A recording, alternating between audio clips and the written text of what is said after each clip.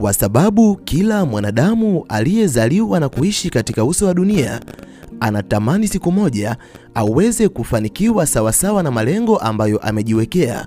Zipo siri mbalimbali ambazo anatakiwa kuzijua, kwani kama asipozijua siri hizo, malengo aliyokuwa nayo yatabaki kama ndoto, lakini ndoto hiyo haitofanikiwa kamwe katika maisha yake. Siri mojawapo ambayo mwanadamu anatakiwa kuijua ni kuhusu mazingira. Mazingira ni moja kati ya mambo ambayo yanaweza kufanya ufanikiwe ama usifanikiwe, kwa sababu natamani na wewe ukawe moja kati ya binadamu ambao watafanikiwa kwenye maisha yao. Ndani ya video hii nitakwenda kukuambia mazingira 5 ambayo hautakiwi kuishi, na kama upo kwenye mazingira hayo, ondoka haraka sana mara baada ya kutazama video hii, kwani hayo ni mazingira ambayo ni kikwazo katika safari yako ya mafanikio. Umevutiwa na video hii? Basi mada hii imetengenezwa mahususi kwa ajili yako.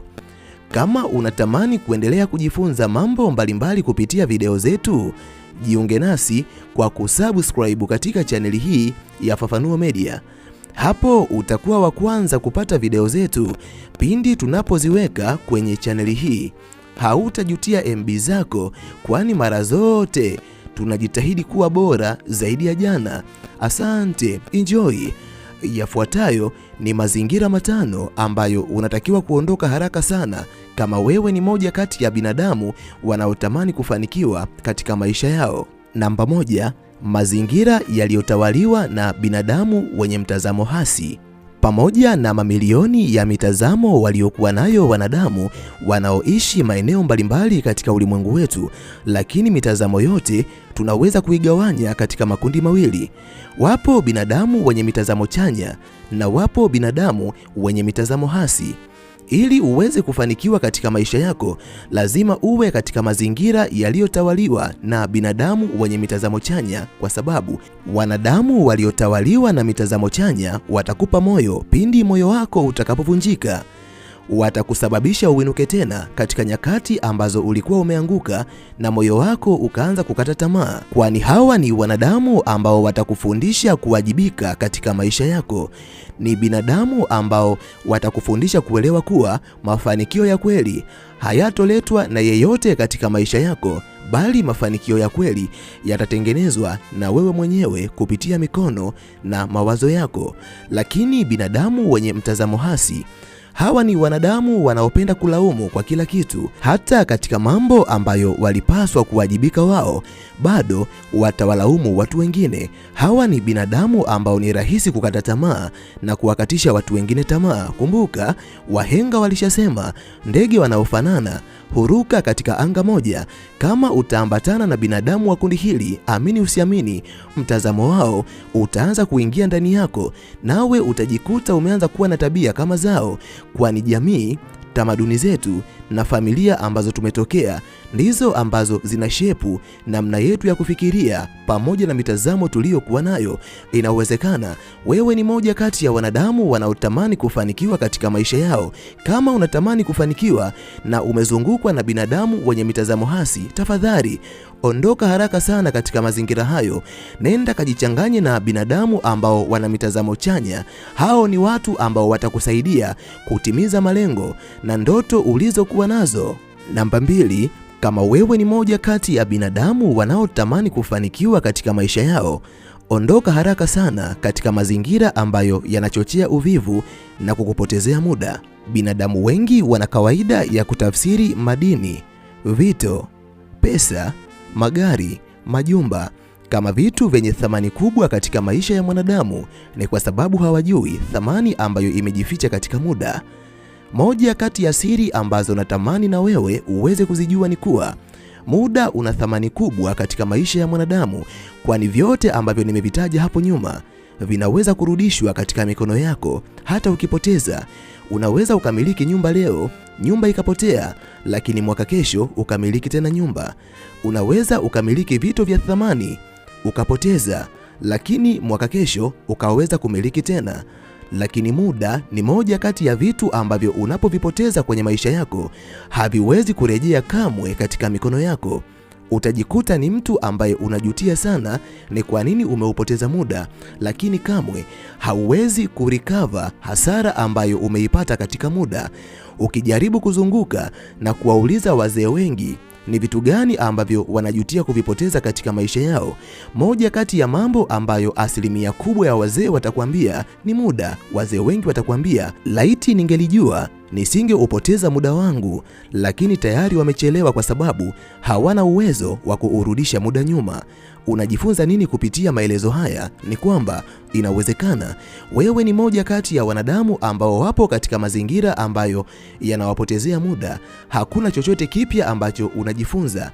Mara nyingi mazingira hayo ambayo wewe unaishi yanakuconvince kuwa mvivu na kuendelea kupoteza muda. Huenda kuanzia asubuhi mpaka jioni unacheza kamari ambazo hazina manufaa yoyote kwenye maisha yako, ama inawezekana umekaa kijiweni unapiga story ambazo kuanzia asubuhi mpaka jioni hakuna chochote cha maana ambacho zimekuingizia. Hayo ni moja kati ya mazingira ambayo yanakupotezea muda, lakini yanakufanya uwe mvivu. Ili uweze kufanikiwa katika maisha yako, ninakushauri ondoka haraka sana kwenye mazingira hayo, alafu nenda kwenye mazingira ambayo yanakuhamasisha kujituma katika kazi, mazingira ambayo yanakufanya uutumie muda, kwa sababu muda ni kama usafiri ambao ukiutumia vizuri utakufikisha katika kilele cha mafanikio ambayo unayatamani kwenye maisha yako. Hivyo kama wewe ni moja kati ya wanadamu ambao wanahitaji kufanikiwa, kamwe usiendelee kukaa kwenye mazingira hayo, kwa sababu ni mazingira ambayo yanaweka ukuta katika safari ya mafanikio yako. Namba 3, ondoka katika mazingira ambayo yanakulazimisha uishi maisha yasiyokuwa yako. Kila mwanadamu ana ndoto ambazo zinatofautiana na ndoto za binadamu mwingine. Kwa sababu ya utofauti wa ndoto baina ya mwanadamu mmoja na mwanadamu mwingine, hata namna ya kuishi haitakiwi kufanana, kwa sababu kila mwanadamu anatakiwa kuishi maisha ambayo yatakwenda kumfikisha katika ndoto ambazo anazo katika maisha yake. Kuna nyakati ambazo unaweza ukajikuta unaishi katika mazingira ambayo yanakulazimisha kuacha kuishi uhalisia wa maisha yako na kuanza kuishi maisha yasiyokuwa yako, labda kwa sababu unahitaji kuwaridhisha watu fulani ama kuwafurahisha binadamu fulani. Moja kati ya mambo ambayo unatakiwa kuyajua na kuyaweka akilini, kama utakuwa moja kati ya binadamu wanaoishi maisha yasiyokuwa yao, amini usiamini, maisha hayo yatakuwa ni kikwazo cha wewe kuyafikia malengo ambayo unatamani kuyafikia siku moja. Utapoteza muda mwingi kuwafurahisha watu wengine. Kumbuka, hakuna atakayekumbuka wema wako. Baya lako moja tu linatosha kukuchafua na kukufanya uonekane mtu mbaya katika mioyo ya watu wengine. Haijalishi wewe ni nani, upo katika mazingira gani, hakikisha maisha ambayo unaishi yanaendana na ndoto ulizokuwa nazo. Na kama ukibaini mazingira yanakulazimisha, basi ondoka haraka sana kwenye mazingira hayo, kwa sababu hayo ni mazingira ambayo yatakuwa ni kikwazo cha wewe kuyafikia malengo ambayo unatamani kuyatimiza siku moja. Namba 4, ondoka haraka sana katika mazingira yasiyokupa nafasi ya kujifunza na kukua. Maendeleo ya kweli ni ile hali ya mwanadamu kutoka hatua moja na kuelekea hatua nyingine ya maisha, na hatua nyingine ya maisha inapokuwa bora kuliko hatua ya mwanzo ya maisha. Inawezekana wewe ni moja kati ya binadamu ambao wapo katika mazingira ambayo yanakulazimisha kufanya mambo yale yale kila iitwapo leo. Yaani kiufupi, hakuna jipya katika maisha yako, na ni mazingira ambayo yanakuzuia kupiga hatua moja kuelekea hatua nyingine. Yaani kiufupi, ni mazingira ambayo sio supportive katika malengo na ndoto ulizokuwa nazo. Yaani kila iitwapo leo, wewe ni mwanadamu wa kufanya mambo yale yale bila hata kupata maarifa mapya. Haupati changamoto mpya wala haupati fursa mbalimbali ambazo zinaweza kukusaidia kutoka hatua moja kwenda eneo jingine. Umeishi sehemu hiyo kwa miaka mingi sana, wala hakuna jambo jipya ambalo umelifanya katika maisha yako. Unajua ni kitu gani ambacho unatakiwa kukifanya? Unatakiwa kuondoka haraka sana, kwa sababu mwisho wa siku utajikuta umefika umri wa uzee na hakuna chochote ambacho umekifanya katika maisha yako. Kumbuka, majuto ni mjukuu. Majuto atakuja katika maisha yako kipindi cha uzee wako. Hivyo ninakushauri, kama wewe ni moja kati ya binadamu ambao wapo kwenye mazingira hayo, haijalishi umeyazoea mazingira hayo kwa kiwango gani, haijalishi binadamu wengi wa mazingira hayo watakuonaje, ni vema ukaondoka kwenye mazingira hayo haraka sana. Hakikisha unaenda kwenye mazingira ambayo yanakusaidia kukua pamoja na kupata maarifa mapya kila itwapo leo, kwani maarifa mapya yatakujengea uwezo wa kukabiliana na changamoto mbalimbali ambazo zinakuja kwenye maisha yako. Namba 5, ondoka haraka sana katika maeneo yaliyotawaliwa na migogoro isiyoisha. Unajua, utulivu wa akili ni moja kati ya vitu ambavyo vinaweza kumfanya mwanadamu aweze kufikia malengo yake, kwani mwanadamu anapokuwa na utulivu wa akili anaweza kufikiria kwa ufanisi namna gani ambavyo atakabiliana na changamoto mbalimbali ambazo anakutana nazo kwenye maisha yake, lakini namna gani ambavyo atatafuta fursa ambazo zitamsaidia kumpa mafanikio ya kweli kwenye maisha yake. Ila mwanadamu anapokuwa kwenye mazingira ambayo yametawaliwa na migogoro, bila shaka akili yake itakosa utulivu, kwani atajikuta akitumia muda mwingi sana kwa ajili ya kusuluhisha migogoro mbalimbali ambayo inaendelea kwenye maisha yake, na hivyo ataupoteza muda ambao angeutumia kutimiza ndoto na malengo aliyokuwa nayo. Kama wewe ni moja kati ya binadamu ambao wapo kwenye mazingira ya aina hii, usiendelee kuvumilia, kwa sababu unapoteza muda wako ambao ungeutumia kufikia malengo yako.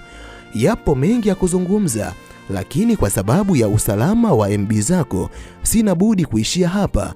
Ninahitimisha nikiamini lipo jambo kubwa ambalo umejifunza kupitia video hii. Nikutakie wakati mwema na tukutane tena katika video ijayo. Asante, bye. Nimalize kwa kusema nawapenda sana sana zaidi ya sana.